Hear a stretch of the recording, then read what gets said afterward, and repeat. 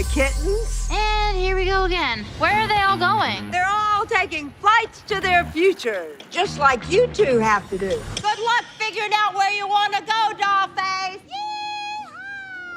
Hey everyone, I am Damian Holbrook from TV Guide Magazine and TV Insider, and I am talking with Kat and Brenda from Dollface, which is finally back on Hulu. My God, I've missed these girls so much, these women. Congratulations, first off. Thank you. Kat, when we first met Jules, she was the mess. She has won her friends back.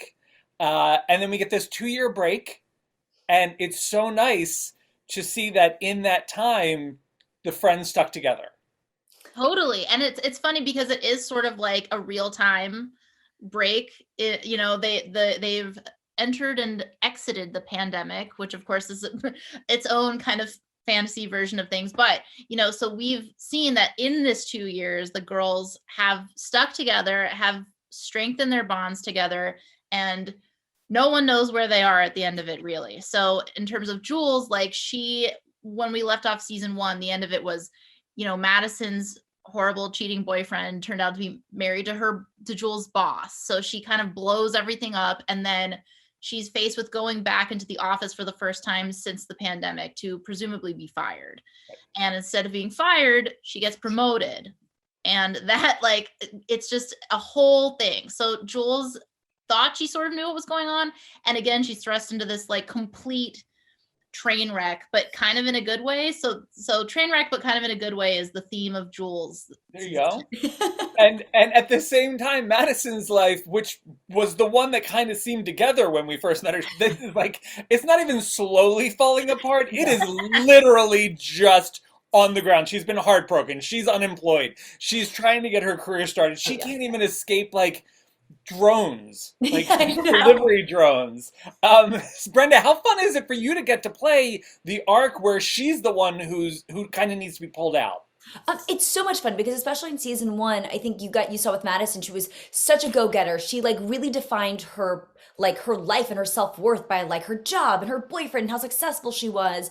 And you don't really get to see her vulnerable. She's not comfortable in that place. And right off in season 2, it's instead of Kat thinking she was getting fired and she got promoted, I'm thinking I'm getting promoted and I get fired.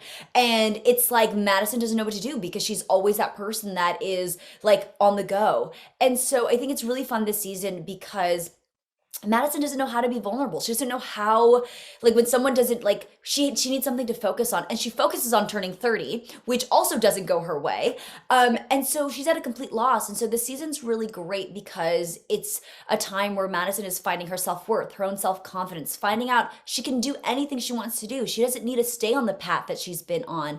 And that it's genuinely okay to not be okay because she is very uncomfortable in that place. And so this journey for Madison this next season for me was really just fun because we got to take her places that we didn't go at all in season 1. So it's fun to when you get to know and discover more about the character you play. When we come back, you ladies are in very different places in your lives.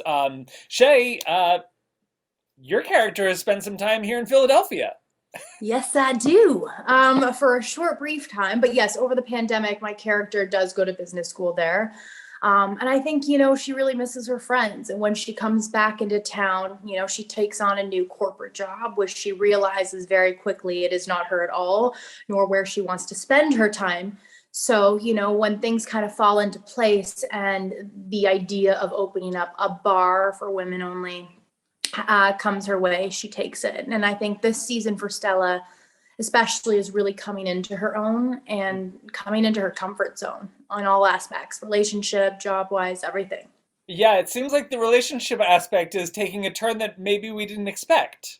Yes. Yeah. Okay. Esther, I feel like Izzy had a total glow up during the pandemic. It really worked for her. I know. I feel like in the pandemic, she figured it out, got the hot boyfriend, and was killing it at work. And then throughout the season, you kind of see her slowly just unravel her life and self-sabotage and let her anxiety get the best of her.